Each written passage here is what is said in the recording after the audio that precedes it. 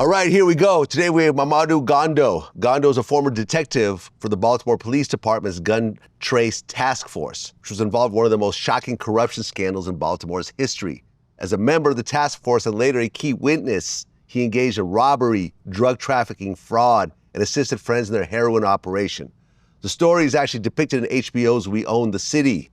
Gondo, welcome to Vlad TV. Welcome. I appreciate the opportunity to shed some light on some things and definitely just lead by example. Like, pretty much honored and humbled to be here. Appreciate it. Well, your family is from Sierra Leone. Correct. And they came over at what point? This was early, back in like the 70s, yeah. Okay, at that point, was Sierra Leone calm or was there conflict going on? It was calm. It was calm back then. Okay, so they came over here and they had you in the U.S. Yeah, basically my parents migrated over here from Sierra Leone for education. They were big on education. My family currently, everybody has master's degrees. Schooling was the big emphasis like in our culture, so they came to America for the opportunity to just expand their education here in the U.S. Okay, and your parents were together. Correct. And it was like a middle class, upper middle class family? I would say middle class family. So it's not like you were struggling. Oh, not at all. You didn't have to do anything to make ends meet. Your family was okay. Not at all. Full transparency. I was actually spoiled. Parents really wanted me to go to school, gave me all the steps to go to a higher education, very disciplined. So yeah, I was pretty much, had a silver spoon in my mouth. Okay, but by the time you get to high school, you're well off, but you have some friends that are actually in the drug game. Yeah, when I was in high school, I was pretty much really sick. 96, I went to Northern Senior High School. I had Crohn's disease, so at that time, I was struggling myself with like my nutrition, my diet, and my overall health. But I did have high school friends at that time who weren't in selling illegal narcotics just yet. We were just friends at that moment. Okay, so you go through high school, and you have health problems with Crohn's disease. I guess your insurance wasn't paying for it at that point? Yeah, at that point, insurance cuts off at like 22, 23, I believe so. So with no insurance, I actually became an EMT. I worked at Johns Hopkins Hospital as an IV therapist. And from there, got kind of bored with the job. And I had a colleague of mine, like a friend. And I seen him, I'll never forget this day. He had his uniform on, just graduated from Baltimore City Police Department, the academy. And he was like, hey, they called me Mike at that time. Mike, you might want to join BPD. You can make anywhere from $40,000 to $50,000 a year. And he's actually doing like part-time security work right across the street where I lived at. And at that time, I was in school. And just being under my family's tutelage, I was honestly just tired of my dad paying for me to go to school, paying for my car insurance, paying for my car, and I just wanted to be my own man. So once he told me that information, I took that opportunity and joined the police department. Okay, so you joined the Baltimore Police Department, but you don't tell your parents that? No. So they're still giving you money, thinking you're going to school? Yep, supporting me. Yeah. Supporting me. So you're double dipping, basically. Double dipping, I won't say double dipping. I think, honestly, my parents supported me on whatever I was doing, but as far as just in the culture, I feel, why would you go to law enforcement? Nobody in our family is in law enforcement. And to be honest, like, this is not even a conversation of, hey, this is what you're supposed to do. Join any local type of law enforcement type of organization. It was just mainly school. That was the main context of like growing up. Yeah, listen, I'm an immigrant myself. From Ukraine, what used to be Russia. My parents never talked about me going into law enforcement or anything. Yeah. Regardless of the rumors around me, it was never a real conversation. Okay, so now you're part of Baltimore Police Department. You're a rookie. And 2 months after graduating from the academy, a tragedy happens. Correct. What happens? Get shot. Okay. So basically, around this time, this was 12/5/06. I actually have it tatted on my shoulder. I'll never forget this day. I was a rookie. Again, I was so naive, even filling out overtime slips, never even filled them out because I was pretty much taken care of by my family. I was in the process, learning the job, and then I was just gonna move out on my own. But this particular day, A particular person was running for office for governor, and it was unlimited overtime within BPD.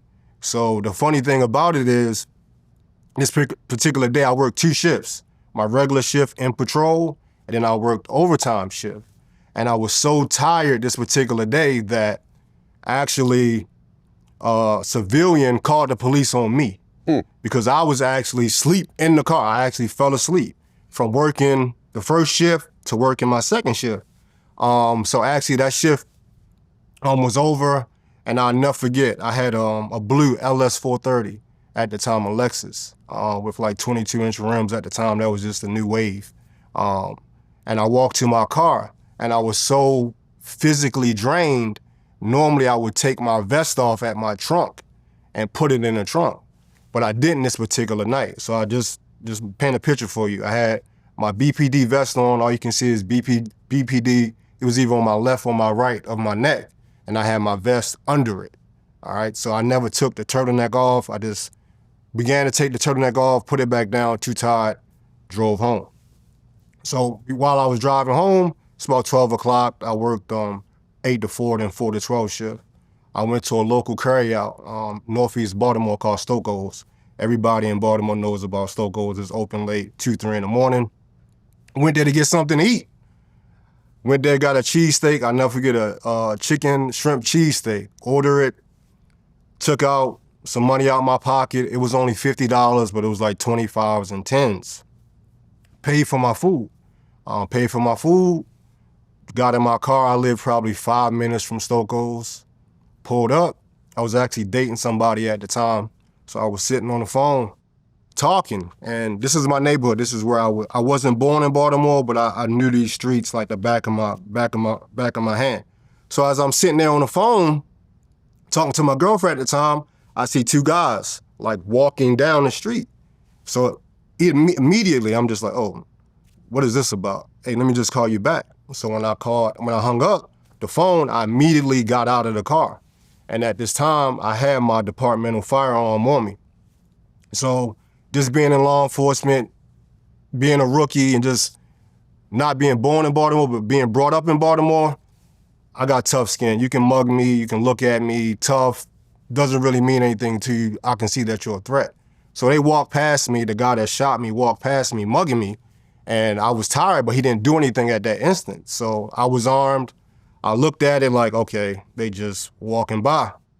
So as I proceeded to actually walk in front of my car, because my house was to the right, something said, Mike, turn around. That's what I was calling myself back then. So as I turned around, the shooter was drawn. I can plainly see a .357 raising it at me about the point. So in my training, being in law enforcement, instantly I wanted to get close. So I got closer to him. I smacked the gun with my left hand and began to reach for my firearm that was on my right side and try to cut through behind the cars to turn around to engage him. As soon as I hit the gun and I began to reach, 3 shots, shot me 3 times point blank in my back. Okay, but you were wearing your vest. I was wearing my vest. And the vest is double-sided, right? Double-sided. Okay. What did it feel like to get shot 3 times? With .357 Magnum, that's a straight pretty big gun. Vlad, I would say the shooting wasn't the hard part. I would say the recovery. But to answer your question, it felt like I got hit by a Mack truck. Just imagine yourself standing in the street and a Mack truck run over you. That's what it felt like. Okay, so knocked the wind out of you and everything else like that? Yeah, so when I got shot, I blacked out. So the impact of the gun, I ran. Where I got shot, I was actually further up the road, up on the sidewalk under this tree by my family's home. So I blacked out. So when I blacked out, the crazy thing is I woke up. I woke up from blacking out briefly, and all I can hear is the footsteps running. So as soon as I heard the footsteps, I tried to get up. Couldn't move my legs. So instantly, my mind just triggered, like, what the hell? So once my mind triggered, I just began to shoot where I heard the running. So I returned fire. I shot multiple rounds at where I heard the footsteps, and I can hear like their feet screeching, and I was so frustrated that I actually missed it. Like, I don't I'm not trying to speak violence or anything, but I know what to do in situations like that. And I felt if I would have engaged it properly, this never would have happened. And I was just so comfortable and so tired that it was just frustrating that I'm laying here and I wasn't on my P's and Q's as far as like watching over my back.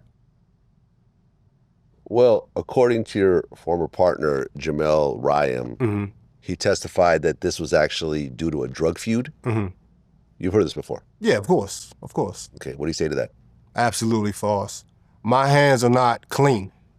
But prior to getting in BPD law enforcement, I had colleagues or friends, which you know of, which the world know of, the whole Baltimore city knows about this, that were involved in illegal things. But me personally, my hands wasn't dirty till after the fact, as far as selling narcotics or taking money.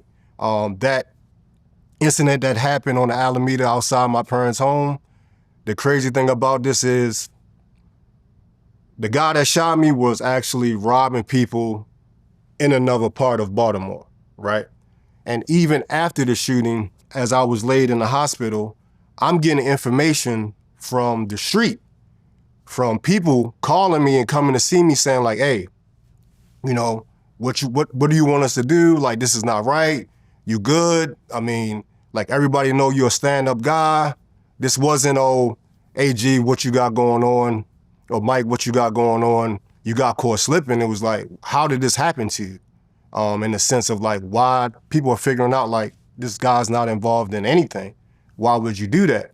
But the backdrop behind that is, even when Baltimore City Homicide was coming to talk to me when I was in shock trauma hospital, I had more information than they had as far as my shooting, because people were telling me. And I can like fast forward a little bit, the individual who shot me, I'm never gonna say his name, but the individual that shot me, he was actually locked up with somebody that knew my co-defendant on this case prior to us getting locked up. And the exact thing that he said to his cellie, right, I never shared this, was I didn't know he was a Baltimore City cop. I thought he was a security guard. Oh, okay. Because if you look at me, I just have the blue uniform on, left or right of my neck. If you're not looking, but depending on the angle he's looking, he can't see BPD. So you just see me pay for a sub, take out $50, you look, you see the car, that's a move for me. This was nothing. I got followed home and I was selling illegal narcotics, and this was a hit from some drug trafficking type situation. Absolutely not. Okay, because the shooter was later caught. Absolutely. But he was found not guilty. Not guilty. So he went to trial and he beat it? Went to trial. Were you there? I was there. So you took the stand, pointed him out? Went to court. First time ever testifying in my life coming out of the academy was my own attempt murder trial. As I sat there in that courtroom, whole family there, my mindset, I told nobody in my family to be there. Nobody. I sat there. This was my first time ever testifying. I didn't even know how to even properly go about this. The first day of trial, I'm there in a full suit. They looking at me, hey, gee, this is not a one-day thing, Gondo. This is going to be all week. So I'm like, oh, wow, I don't have 5 suits, to wear for this. Yeah. I was just naive. I didn't know this. This was so surreal.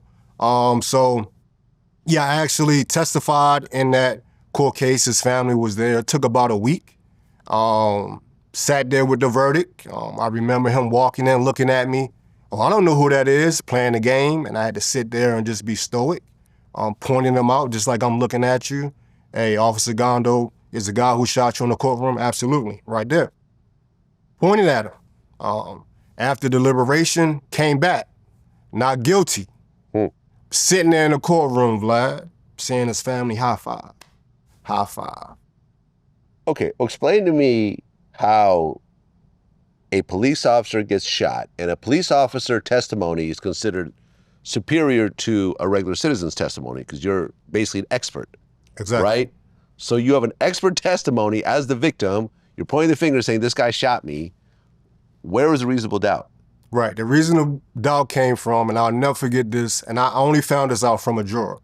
So after the case, and this is where this whole transition of me with this whole G money and the tattoos and the swag, and it just came about me. Never forget, it was outside. His defense walked up to me, gave me a little song and dance, and they tell you this in the academy. hey, Gondo, wish you the best, sorry about this. Shake her hand. The juror runs right up to me. Juror's got, never forget this. Hey, I just want to say I'm sorry. So in my mind, I'm like, what are you sorry about? He said, they pressured me. I said, what do you mean they pressured me? He said they wanted to go home. They didn't want to sit here and deliberate on this anymore. They didn't want to come back next week because I would have made it a hung jury. Basically, because what they didn't understand was, Vlad, when I'm parked on the Alameda where my family lived at, where I lived at, resided, it was a hill. So as the individual who shot me was coming down, he's taller than me. But in actuality, if we stand side by side, I'm taller than him. So when I gave my initial report, I said that he was taller than me. So they said without the firearm they didn't recover the firearm, and based on my testimony saying that he was taller than me, and there may have been some other discrepancies, they came back with not guilty. And he looked at me and he said, hey, I'm sorry. I understand, they forced me, and Vlad, God is my witness. The next day, I went to work, and it was just, I couldn't believe it. Nobody came up to me and said, hey, let me walk you through this. Gondo, let me talk to you. How do you feel? I just saw the whispers within the department. Because basically they thought that you accused an innocent person of the shooting? I don't want to misspeak on that. What I got from it was they didn't have enough physical evidence. Yeah. My testimony alone, without them having the actual firearm, wasn't enough to convict the individual. All right, so there was some reasonable doubt. Yeah. Did you ever run into that guy again? Never. Never. Okay. All right, so you get shot and you're temporarily paralyzed for a while. Absolutely. So you have to go through a whole rehab process. Was there a worry that I may never walk again? Yeah, it was a worry when I was on the ground. Yeah. And I shot back. And I tell people close to me, after I shot those rounds at the two individuals, I shot 3 or 4 rounds in the air out of frustration. I was just so mad because I was paralyzed. And I just knew the magnitude from having a background in the medical field, like how this could possibly be. And even when they came and did the consult, when the ambulance came to get me, they was doing a consult saying basically I have a 23, 24-year-old male paralyzed. And I cussed them out, like, no, I'm not, pick up my leg off the gurney. So it was very traumatic for me. I mean, are you fully recovered from that, or is there still some? Yeah, so after the rehab, I did actually begin to walk, but I currently have drop foot, which I have an AFO on my left leg. And I was working the whole time within BPD with this brace on my leg. Got it. Okay, so you go back to duty and you eventually get to detective. Absolutely. And then by 2007, you get assigned to Baltimore's Gun Trace Task Force. Correct. GTTF. So what was GTTF? It was a gun trace task force. To get in that unit, basically we're handpicked. You have to be an officer or detective that throughout your career that you were good as far as like investigating, and you got a lot of guns off the street. I was one of those guys that was doing a lot of search warrants, a lot of investigations, mid-level investigations, getting a lot of guns off the street. So when my actual supervisor at that time got promoted to go to the gun trace task force from my actual unit that I was working in prior to that, he just brought me down with him.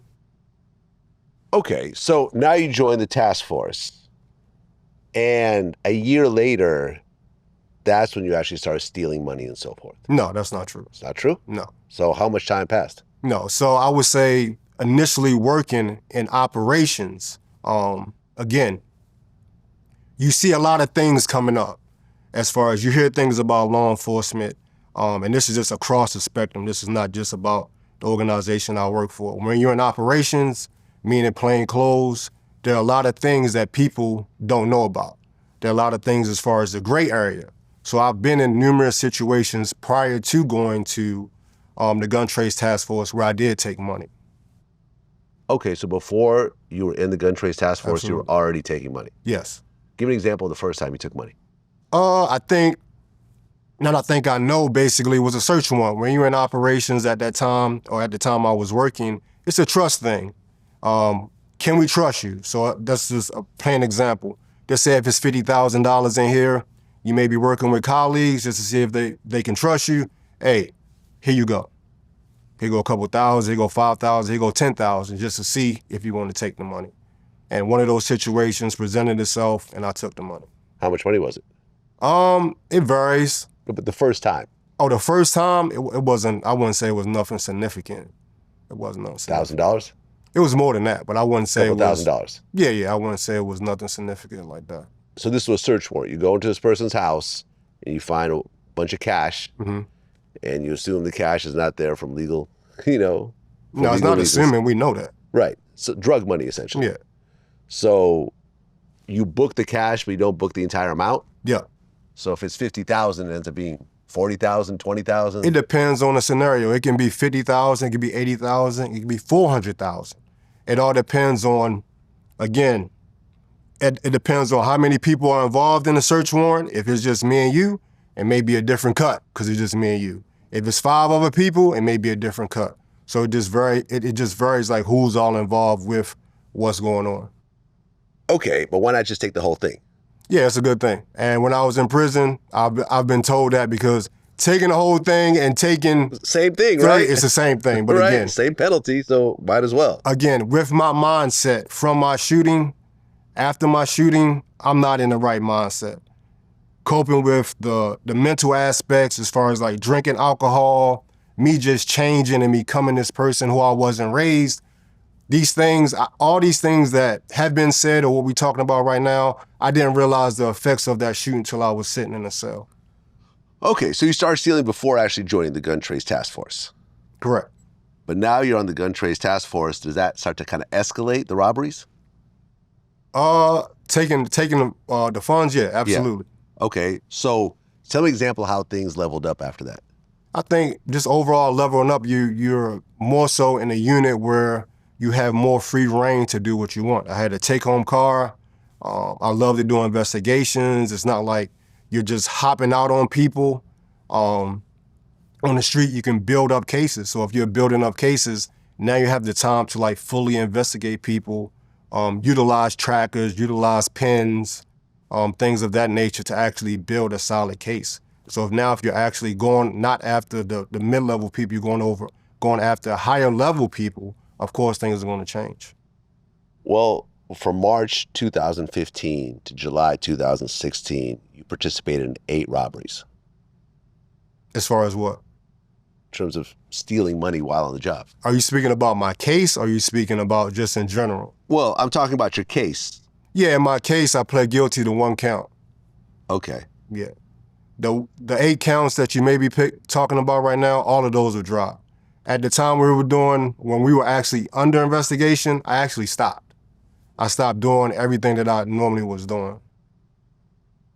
Right, because you're doing these on the job. Correct. And you have co-defendants, Jamel Ryam, Wayne Jenkins, Daniel Herschel, Marcus Taylor, and some others. Correct. And sometimes you guys would split it, sometimes it would just be you, right? Correct. So you would take the whole thing for yourself.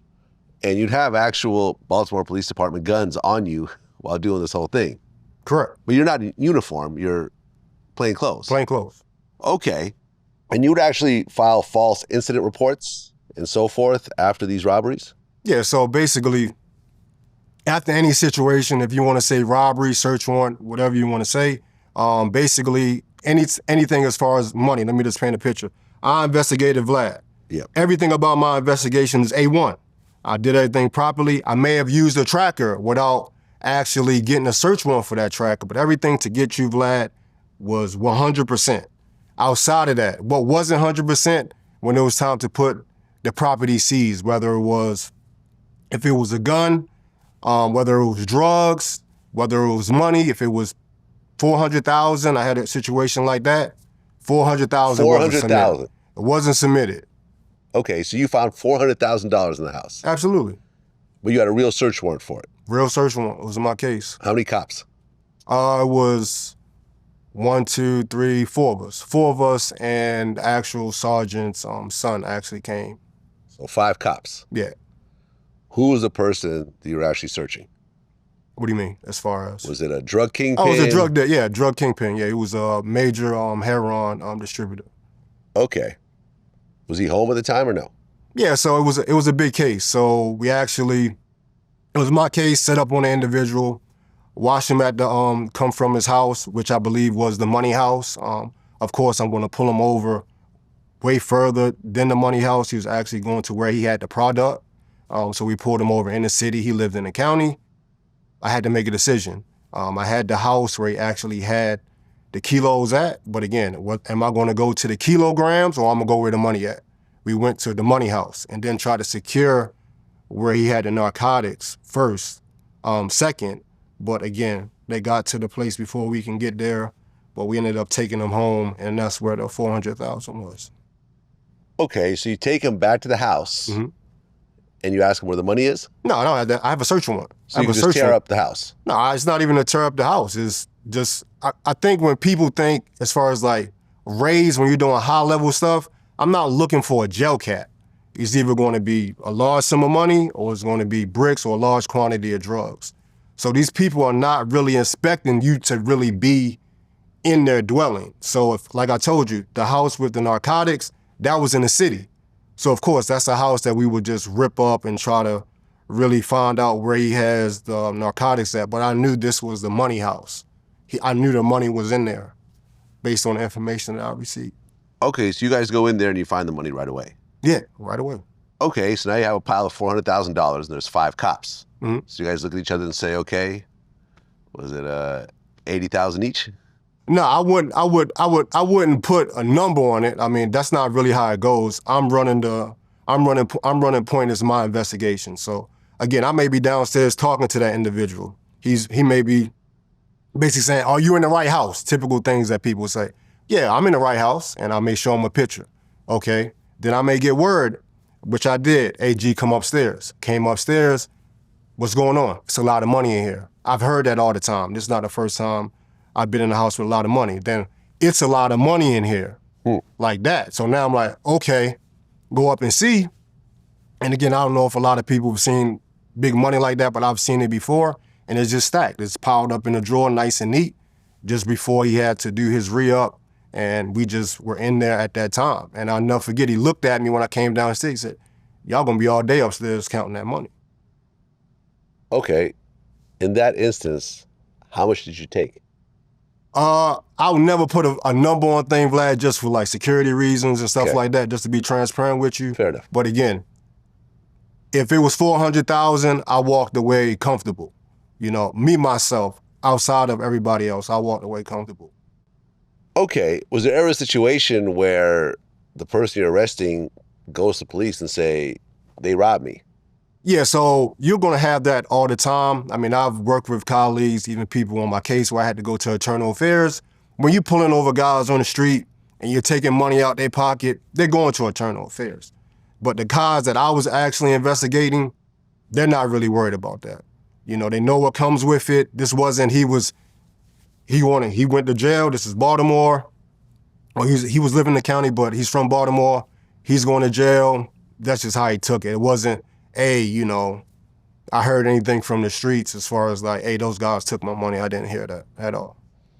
Okay, so most times these guys are like, look, the cops took it. I don't want to claim it anyways because that's going to be more charges for me. So yeah, whatever. Just charge it to the game, basically. Yeah, just chalk it up to the game. But you do have those instances that you brought up where I was in internal affairs for petty car stops, for individuals taking $1,000, $2,000, and I might have been in the car with them, but I may not have known that they took the money. Yeah. But now I got to back them on it.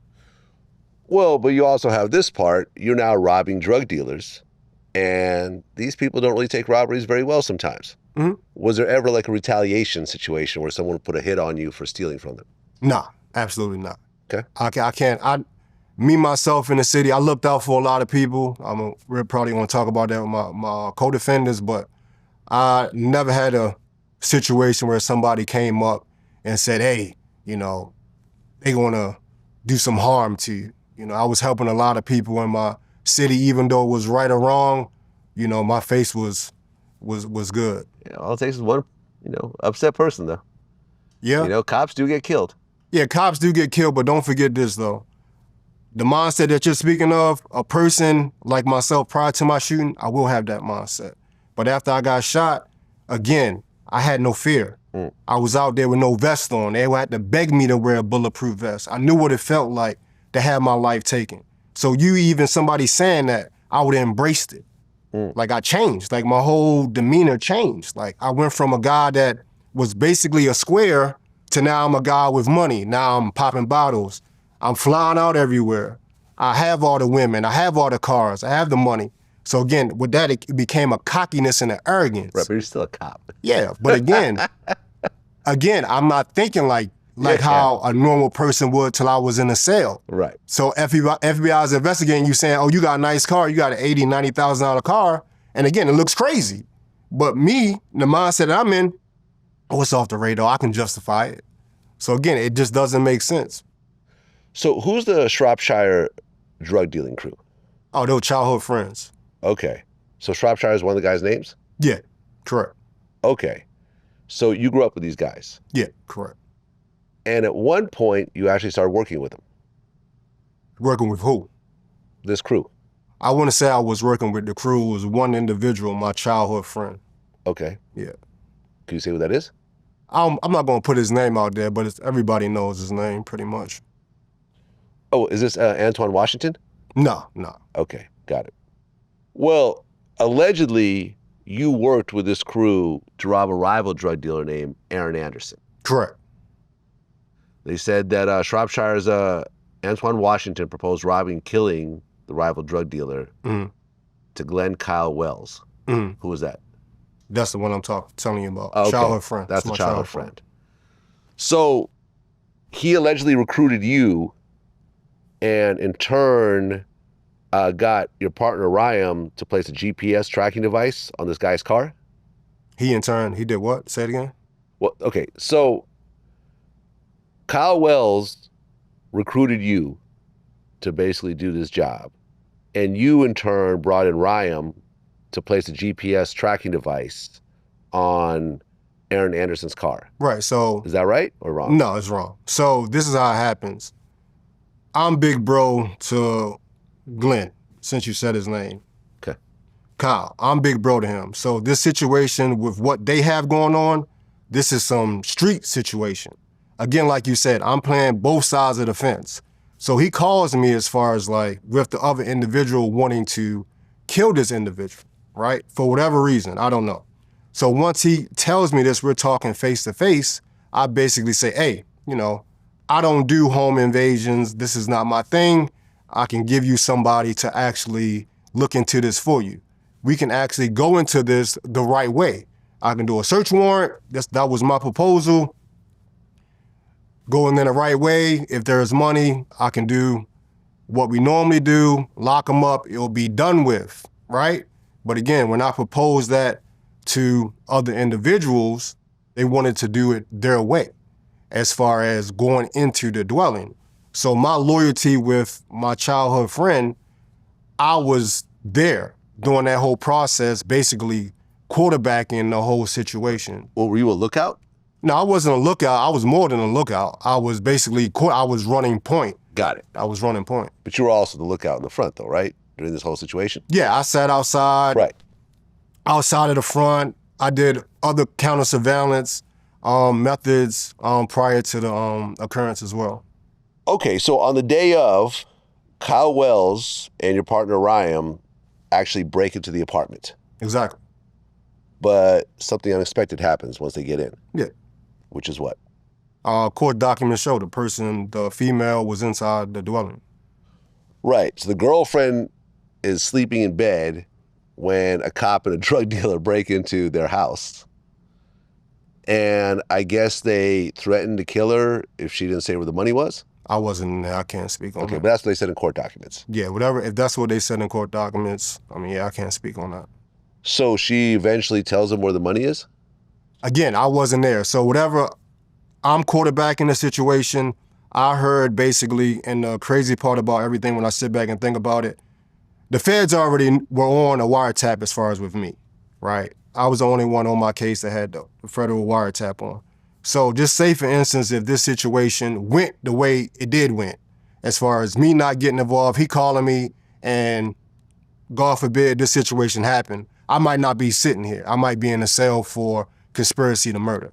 So these are all things that I'm thinking about as far as like trying to alleviate it. No matter if it sounds bad, it is what it is. The information, I didn't want somebody to lose their life. So I tried, even though it wasn't right or wrong, it wasn't right, it was wrong, to alleviate it by just going in there, eventually not the right way, but I wanted to go in a way that I normally would go in. But again, that's not my song and dance to do home invasions and stuff like that. That wasn't something that I did. Right. You know, look, I've dealt with a home invasion myself. And once you start a home invasion and there's someone in there, you have to assume that a murder might occur at some point. I mean, ideally, from a civilian standpoint, absolutely. If somebody busts in this door right now, right, that's what someone did at one point. And I thought I killed the person. So. Yeah, that's exact. I'm not going to disagree with you with right. that. I mean, luckily, they found a woman, and I guess she cooperated. And now, you saying in a sense of if he was in there, something would have been different? If he was in there, or maybe she got to a gun first. I mean, yeah, I think the narrative can go either way. I think the narrative is basically this: didn't want the individual to get killed, went about it the wrong way, went in there, tried to be proactive with the GPS tracker, saying that, okay, nobody's in the home. Yeah. All right, go in the home, somebody's in the home. And at this point, they had to pivot. I'm not going to sit here and say, Vlad, hey, we sat in this car. If they're in there, get down and lay down. No, that's not what it was. Okay, well, eventually they leave the place and they have 800 grams of heroin, which is not even quite a kilo. Yeah, a little bit under. Yeah, $14,000 cash, a gun, and a Rolex. Not a lot considering what they just did. No, absolutely not. It wasn't worth it. So it was a failure, essentially. It wasn't worth it. Yeah, exactly. And the guy wasn't even there. I mean, it doesn't matter. We didn't want him there. Yeah. So it doesn't matter if he was there or not. Right, we but didn't I'm saying want him that there. this big score that you thought you were going to get. I don't think it was a score. I think it's the thing that I'm trying to just really, nobody wanted blood on their hand. When my friend, my childhood friend, whatever he knew from the other individual, he didn't want that to happen. So again, call me, and then it's not right, but I wanted to go in there the right way with a search warrant, even though I probably would have taken some money, but nobody wanted blood on their hand. Okay, but the problem that happened afterwards, because you put a fake tracker on Aaron Anderson's car, right? Not a fake tracker, but not a legal tracker. Yeah, not a legal tracker. But another cop had actually placed a legal tracker on the car. So didn't that cause kind of a problem in terms of exposing what had happened? Yeah, so basically I believe what you're speaking about, I think, I didn't know he was a DA, a foreman, or whatever he may have been at that time, but I guess he was working for somebody. Wow, okay. Yeah, and I guess they had a tracker on him or something. It was my tracker. I was trying to get my tracker off. I used the trackers to do what I was doing at that time, and I wanted to get my tracker back, could never get it back, and I guess when law enforcement tried to get their tracker off the car, they saw my tracker, which was in my name, simple, you run it, okay, Momodu Gondo, yeah. Okay, and at one point you actually started working with one of the sergeants, Thomas Ehlers. Yeah. So now the sergeant is in on it too? As far as what aspect? Well, in terms of the robberies. Yeah, so basically we had a sergeant prior to that brought me to Gun Trace Task Force. Hands were clean, great guy, great mentor. Thomas Ehlers became our supervisor at that time. While we were working, we were out there just getting guns off the street, staying off the radar. But again, over time, he did get involved in what we were doing. Okay, and there was a situation where you guys took someone's house keys, you found out where they lived, then you went to their house and stole $100,000 out of the safe? Again, there's two different situations. So with the story, are you speaking about when I'm with Thomas Ehlers, or when I'm with Jenkins? I'm not quite sure. Yeah. So, I just want to give clarity. The point that you're talking about is when we're actually working with Wayne. And when we were working with Wayne Jenkins, me and my partner, Ram, were doing our own thing. So it's certain instances where I wasn't there at this particular situation where you were talking about. And may have been his crew of guys in that situation. I wasn't with that crew with the 100,000. I think it was 200,000 in the actual safe. Wow. Yeah, it was 200,000. I mean, at this point, when you looked at Baltimore Police Department, what percentage of the cops were dirty? If you asking me what percentage? Yeah, what percentage? If you were just to eyeball it. At that point, this is like 2015. I would just say this, overall. Outside of BPD, right, across the United States, if you're in plain clothes, right, if you're in plain clothes, you're going to have to become the streets. And when you become the streets, become a product of your environment, starting to think like these drug dealers, trying to outfox them or think like them, there are going to be areas where you cross the line. I think that's just human nature. It's just hard not to, based on you're all going to have one-offs, which they depicted in the show, where individuals didn't do anything. It might just be one or two. But it's hard when you're in there when, Vlad, I'm your partner, and now you're struggling with alcohol, or your rent's low. You have a substance abuse problem. Now these problems become my problem. So again, I may be doing search warrants, taking money, but again, you may be going in pockets taking money, making things a lot hotter. So now I'm tied into you, and I have to have your back when the eternal affairs come, because at the end of the day, I'm in the car with you, and God forbid something happened, we're still police, and I need you to show up for me to have my back. Okay, let me ask it this question a different way. What percentage of cops did you know that were just totally, completely clean, would not do anything gray area? I think majority of officers are like that, because I think it takes, to do what I was doing, forget everybody else. You have to be in a different mindset to do that. It takes a lot of courage, arrogance, and to do the things that I was doing. Like, it's not the everyday person going in law enforcement is just going to do that. Right. So what you're saying is that actual, cops in uniform steal a lot less than undercover cops? When I was in uniform, I only can speak off of what I know. When I was in uniform, I was patrolling, I was answering that radio, I was a slave to that radio. I didn't know anything about operations as far as like doing search warrants and if this is a part of, this is how this goes. I was just taught, this is how you answer a call, this is what you do. Now you have different occurrences where you may have a patrol officer that is doing that, but I can just speak on me. I wasn't doing that. When I was in patrol, I didn't know of too many officers or absolutely any that I was working in my squad that was actually doing what I ended up doing, no. Okay, well, you're in full swing in terms of what you're doing. And on April 12th, 2015, Freddie Gray, a 25-year-old African-American male, was arrested by BPD for possession of a knife.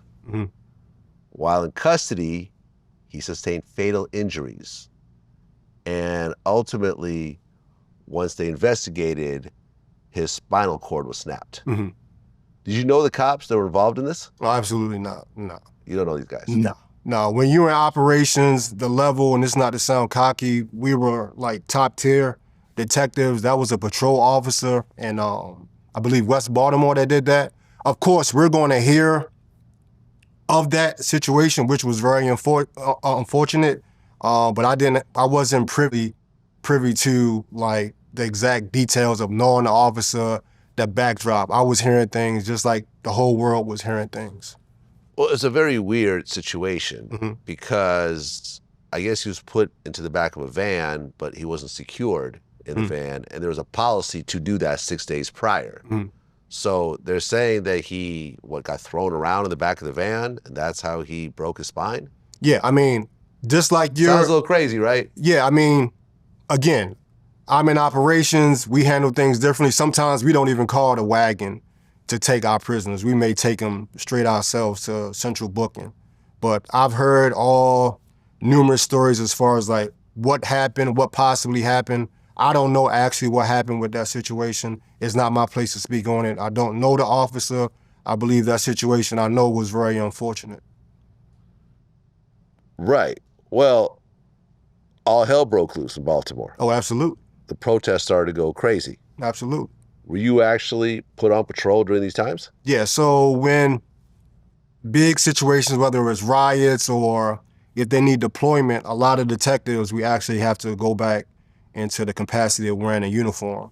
And on that particular day, they summoned us to actually get back in uniform, grab some riot gear, and go to Madame and Mall because they had word that that's where they were going to begin protests for the Freddie Gray.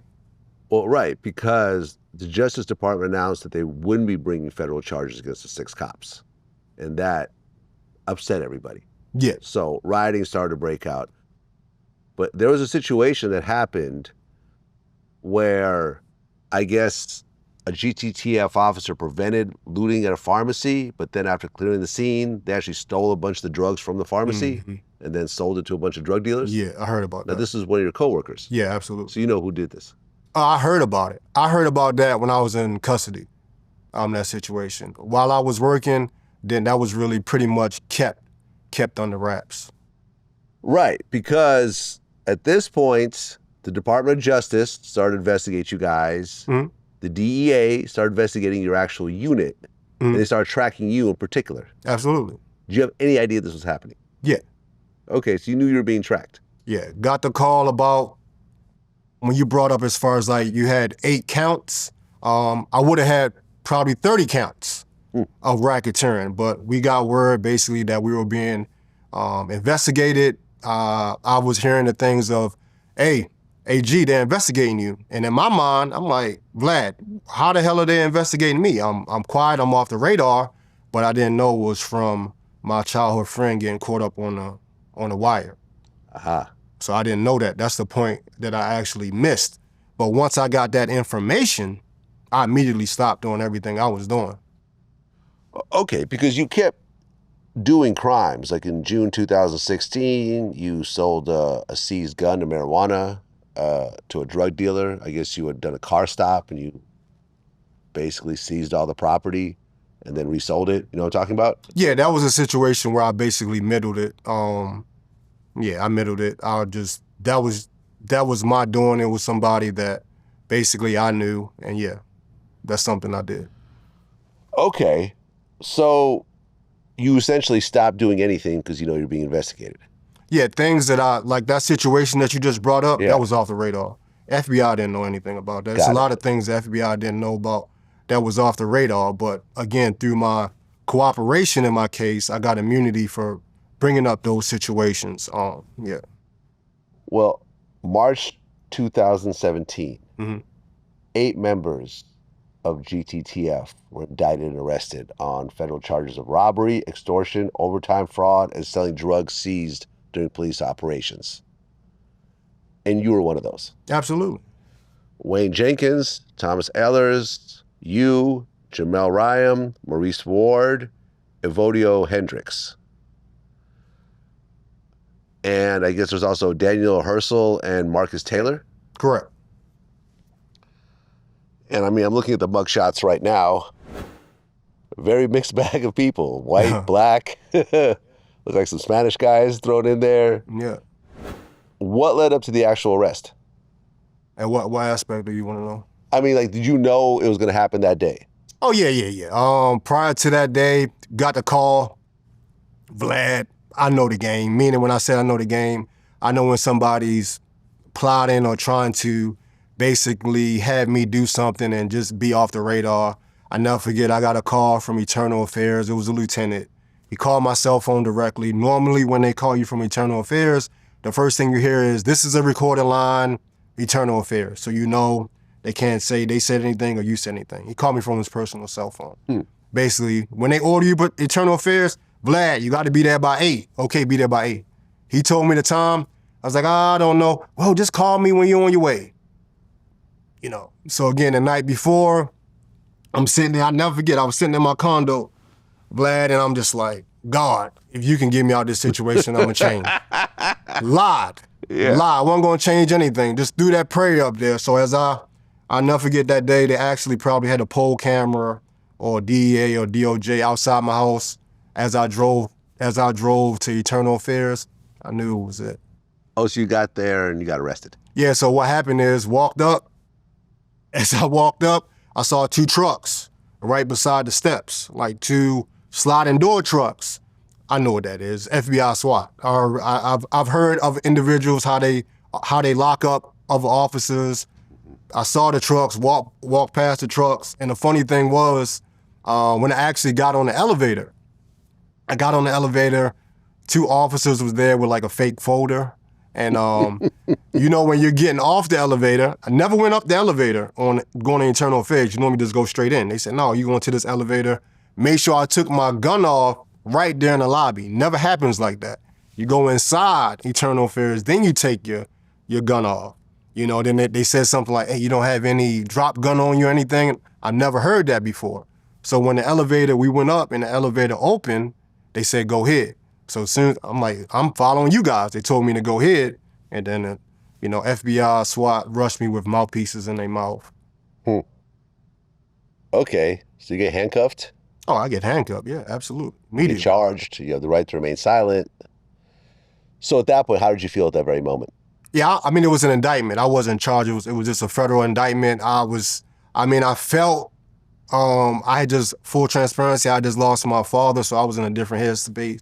Anyway, he was like my best friend, so through that whole process, really wasn't really feeling anything. I thought money could get me out of this situation, if I'm being honest with you. I think the most realist thing was, Vlad, is I was standing up and they cuffed me.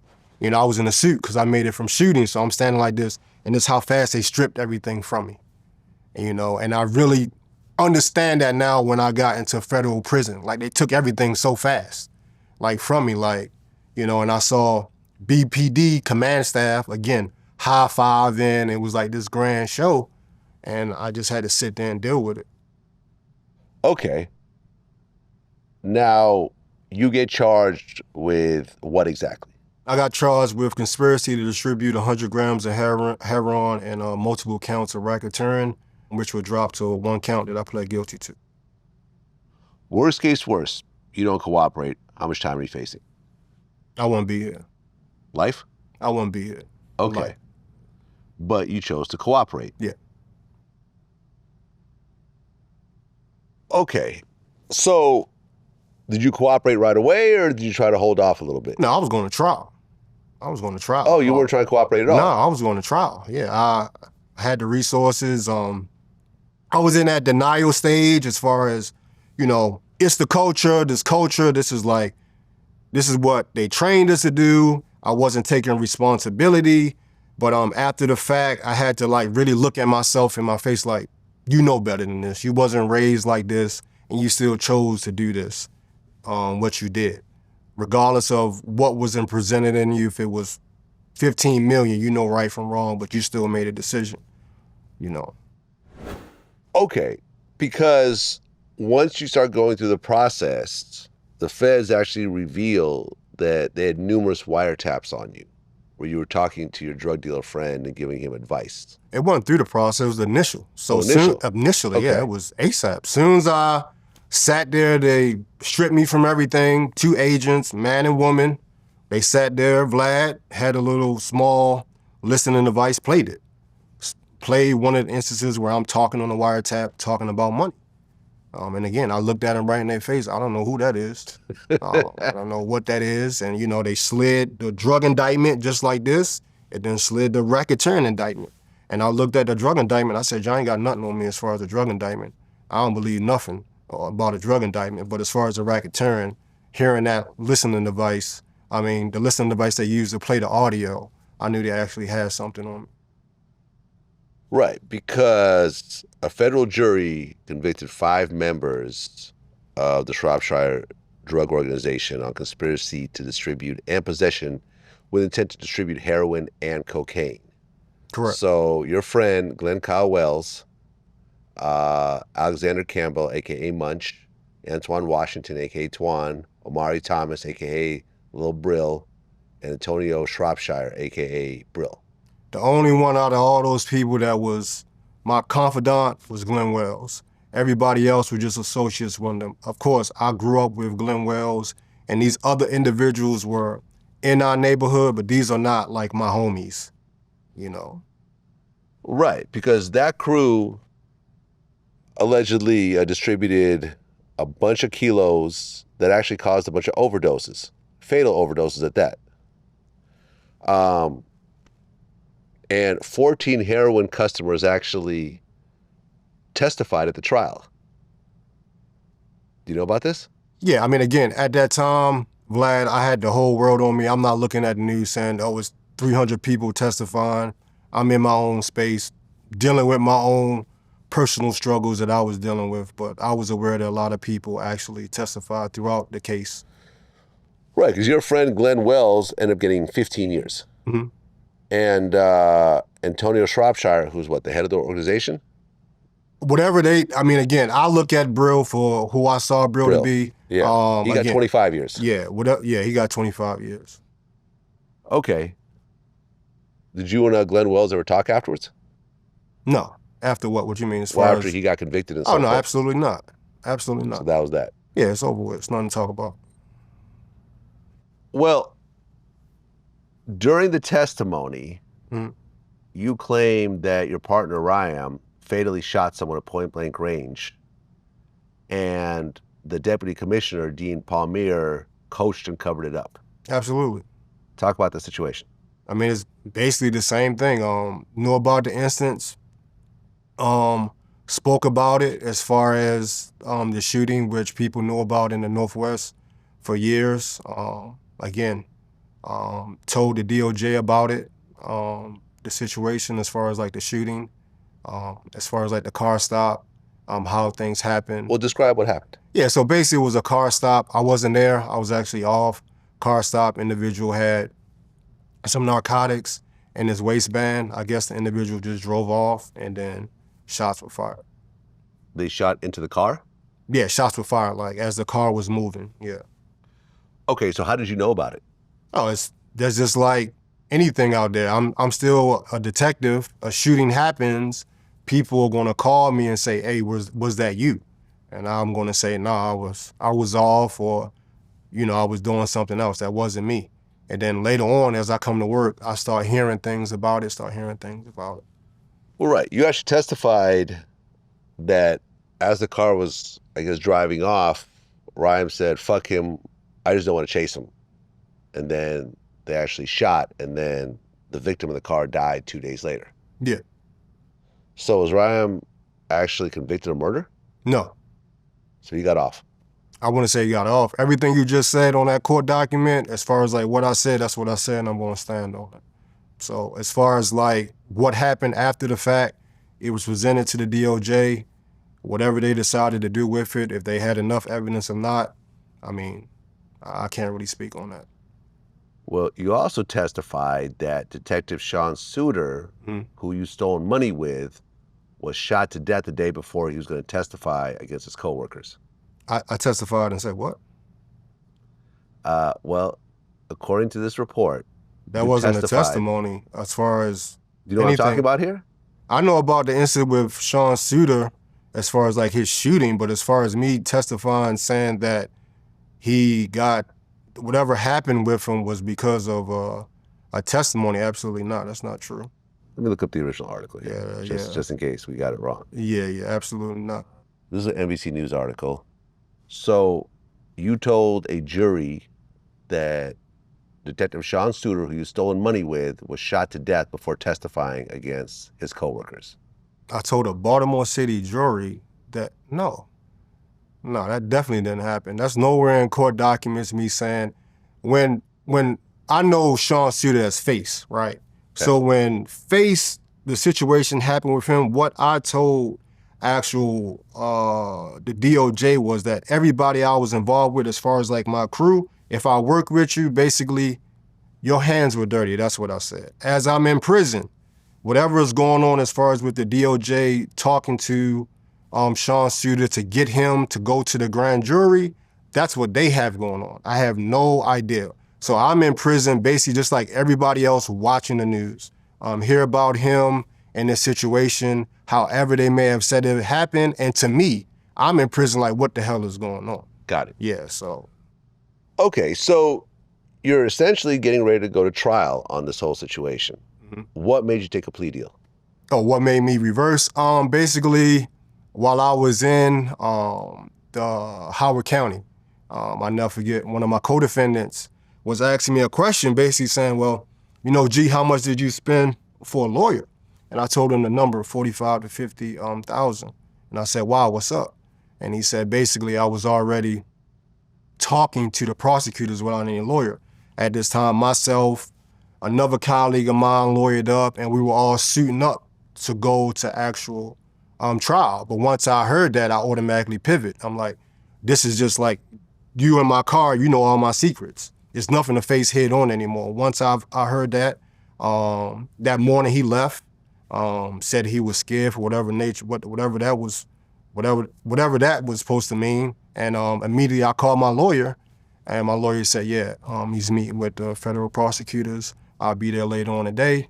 Before I left, because they wanted to split us up because they couldn't find anybody to house us. So that's why we were all together.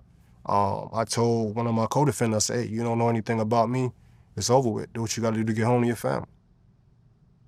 Okay, so you pleaded guilty to what exactly? Conspiracy to distribute 100 grams of heroin and 1 count of racketeering.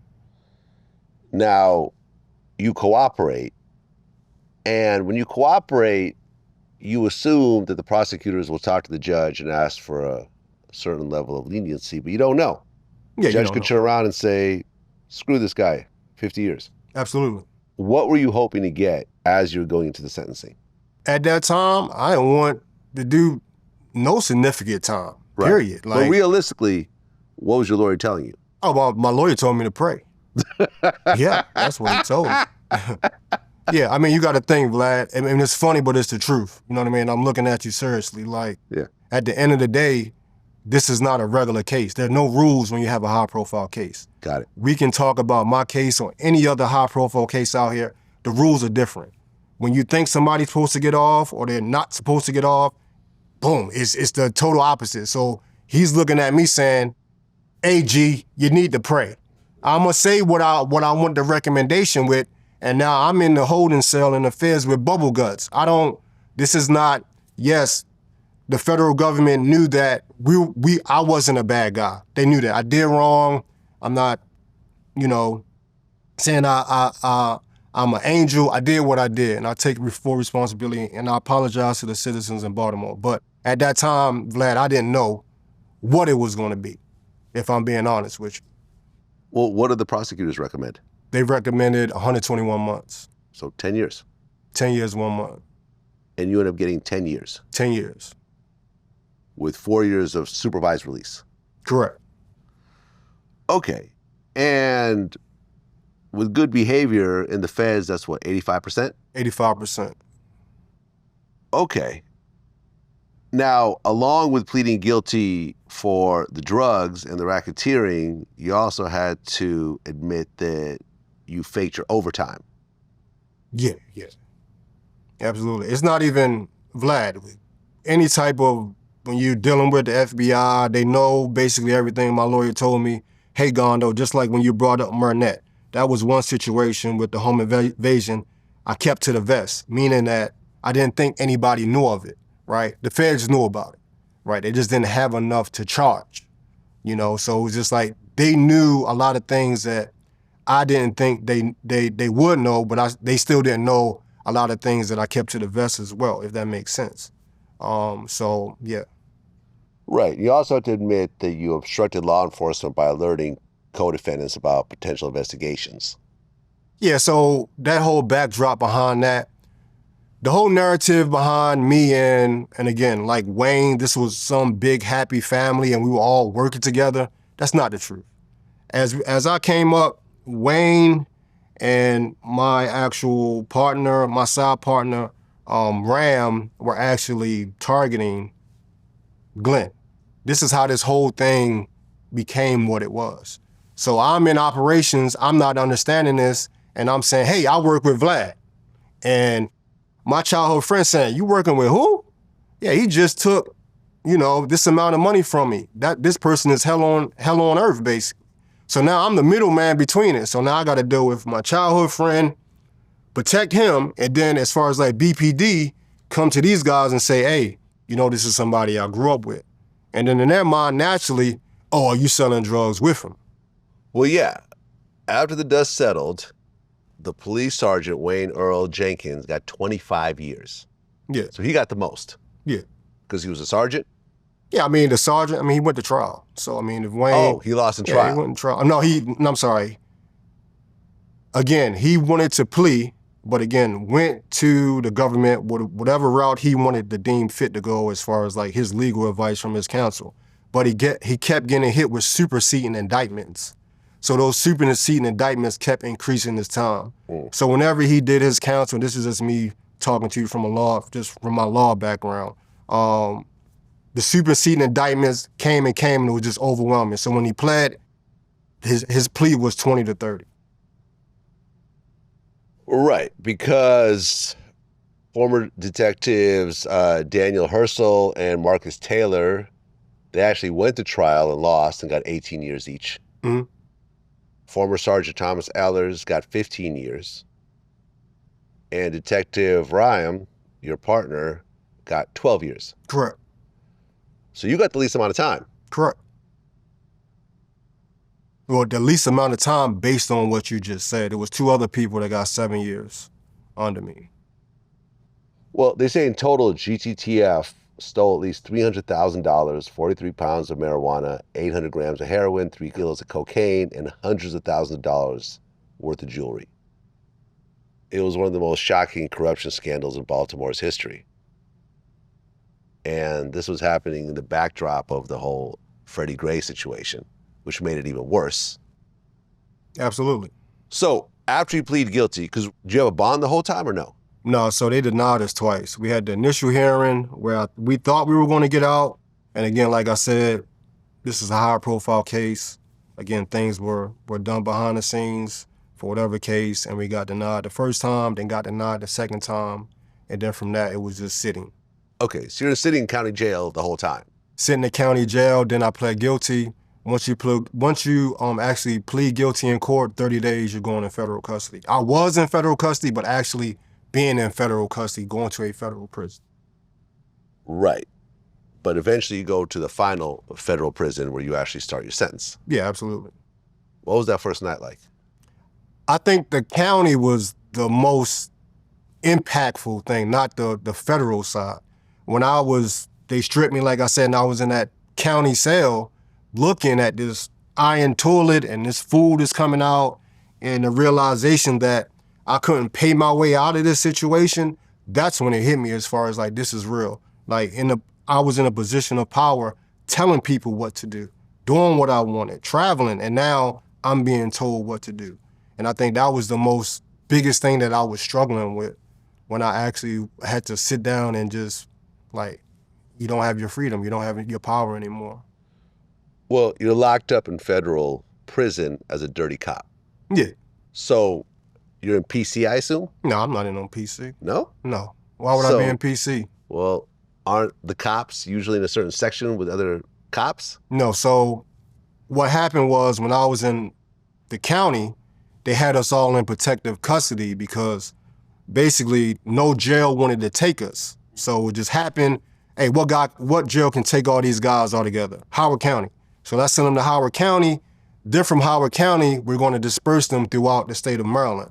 Whereas though, now you choose if you want to go on PC while you're in the holding cell in the county, or you can be in general population. Yeah. Okay. Now, you're locked up with criminals in the same area you were actually working? Yeah, so I was actually from the county. I went actually back to the federal courthouse when I had to get on the bus. Went to the bus, picked up some individuals from DC jail. Then I ended up in Petersburg, West Virginia. That's the transit hub. Mm-hmm. And that was probably another real situation when I was in a cell with 3 people, 1 toilet, with a time on the toilet.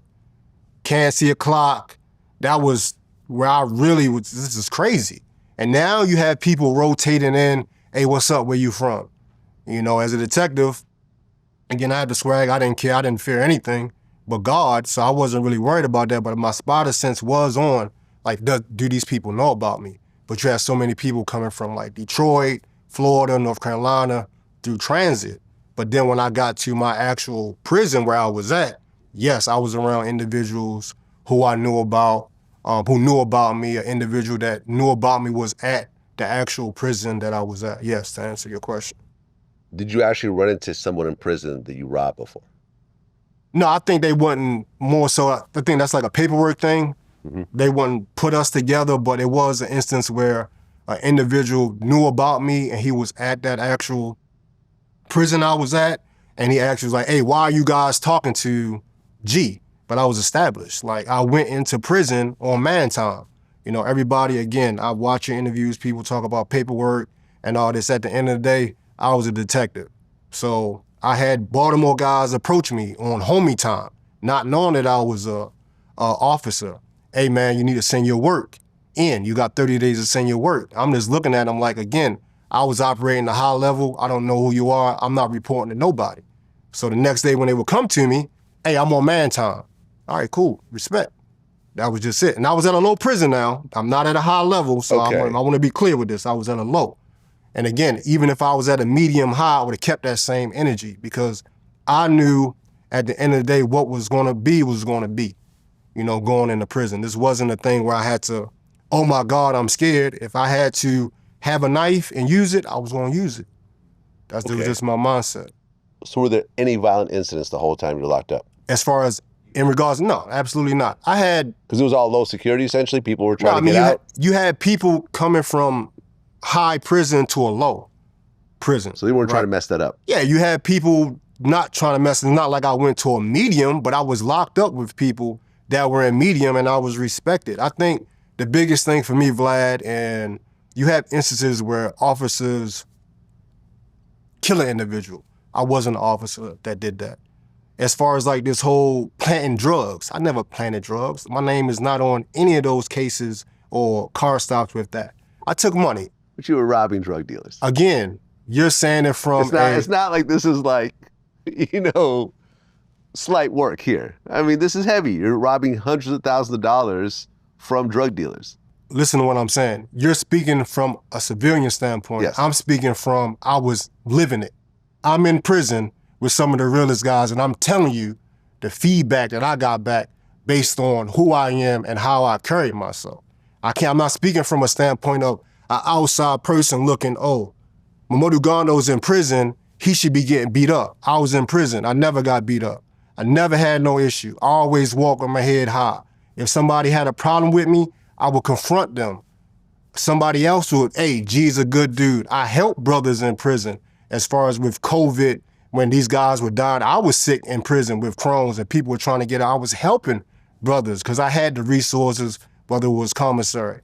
You know, so again, my walk in prison was different from a lot of officers. And to give you a backdrop, I've heard about some of my co-defendants that were locked up from other people in prison that I was with and the things that they struggle with. And they would look at me and say, gee, you basically, I mean, you different.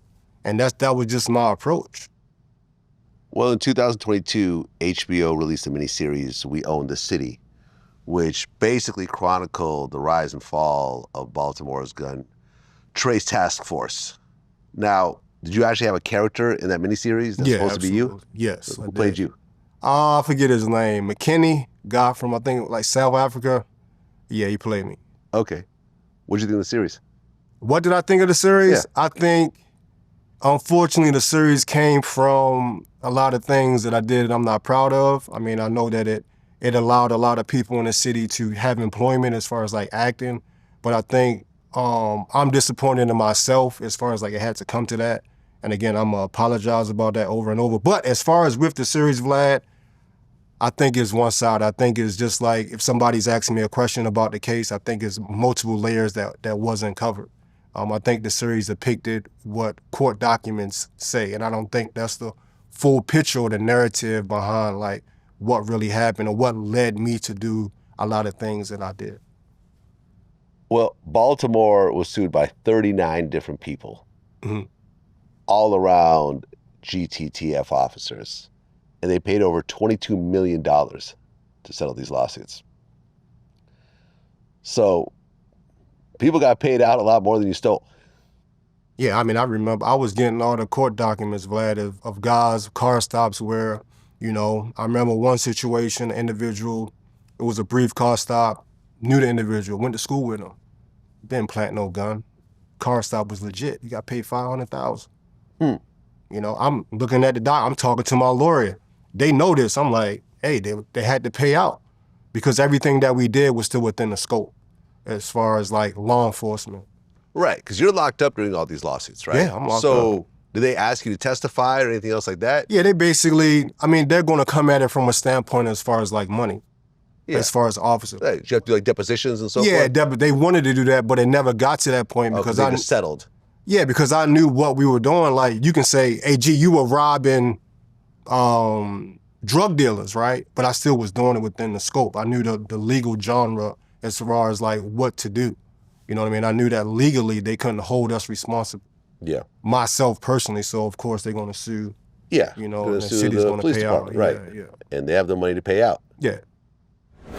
Well, earlier this year, you get released from prison after doing what, 8.5, 9 years? No, I did 82 months. I got out for good time, and then the First Step Act, I actually programmed and I got a year off my sentence. So I got out of federal prison January 11th, 2024. Just got released from off the ankle monitor last year, September 6th. How did it feel to actually walk out of that prison? Crazy. Didn't feel real. Didn't feel real. To be honest with you, you in the prison, I mean, holidays, loss of loved ones, it was a lot. I lost a lot while I was in prison. I mean, I grew from it, but again, I think you're going back in society, and are you going to stand tall or are you going to have your head down, especially somebody in my shoes? And I already like prepared myself over the years for what was to come and what I wanted to do. Well, yeah, you come out of prison, you're now a felon. Absolutely. You can't go back into law enforcement. Why would I? Yeah, but I'm saying you can't do anything law enforcement related. I mean, I guess you can do private security work. Yeah, but I think, Vlad, the backdrop is this wasn't about me being an officer. This was about me wanting to get from under my parents' tutelage. So if it was an engineer that my friend was an engineer and he said, hey, this is an engineering internship, I would have went with it. This wasn't like, oh, I wanted to be a cop. No, the cop was, at that time, Crohn's. I get health insurance. I can get from doing my own thing, get my own apartment. So I'm not looking at it from an aspect of, you know, I can't be a cop anymore. I feel like I looked at it from an aspect of, now what can I do with what I've learned? How can I impact people? What can I show people as far as like felons, what to do when you do come home from prison? And these are the things that I've implemented now. Well, yeah, because you have to figure out what to do for income at this point. Since you're a felon, you can't get certain jobs. You can't get certain apartments or houses if you want to rent them. They can legally deny you for being a felon. Yeah, and I think it's a process. Like recently, like full transparency, I just got an apartment on my own. And again, like I think a lot of brothers, whether if you have a big RICO case like me, or if you're struggling for coming from prison, I'm a living testament that you can do it. You just got to figure it out. You know, there are a lot of ways that you can monetize: YouTube, podcasts, fitness, that you can actually elevate. I make more money now doing fitness than I've done working in law enforcement. Really? Yes, really. I mean, including the robbing on the side, or? No, not including that. I mean, not including that. I'm saying legitimately. Legitimately. I mean, and I think that's what's important. Legitimacy. I'm not, all the money and all that, we can talk about $500,000, $1 million. Again, it wasn't worth it. I lost my freedom. I mean, have there been times since you got out where, look, I can't get an apartment, I can't go back to my old job, maybe I'll go rob a couple people, I really know the streets, you know, I know some people that I could probably get away, you know, with this with. Have you ever thought about that? I think naturally, coming from where I come from, yes. Yeah. Those thoughts are going to come to your head, but I think what the biggest thing for me was my faith, and that's what changed the dynamic of my thinking. Yeah. And just realizing that, okay, if you did do that, you know what's going to happen. Right.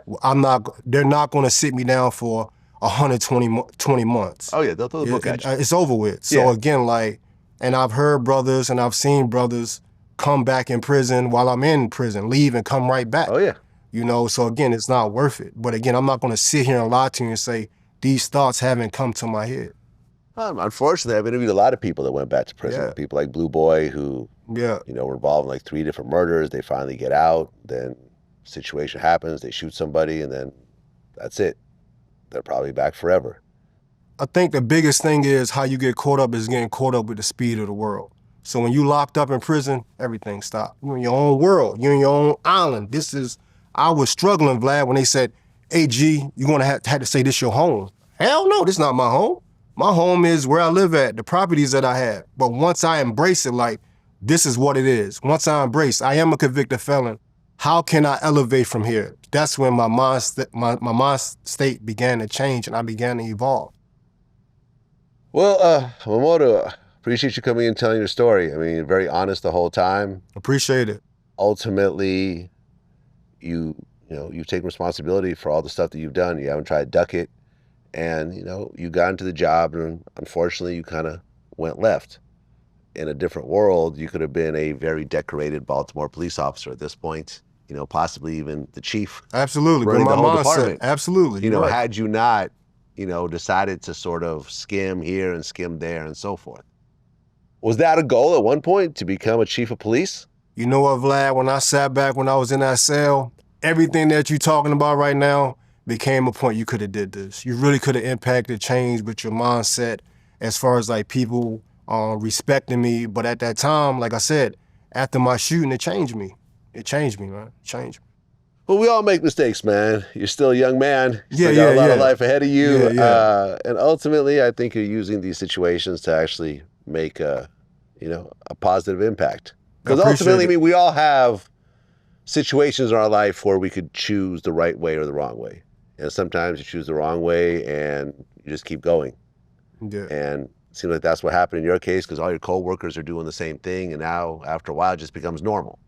Right. And I think the biggest thing, even when I speak to youth, is, and I say this, you have a choice. Yeah. And that choice that you make can either go bad or good.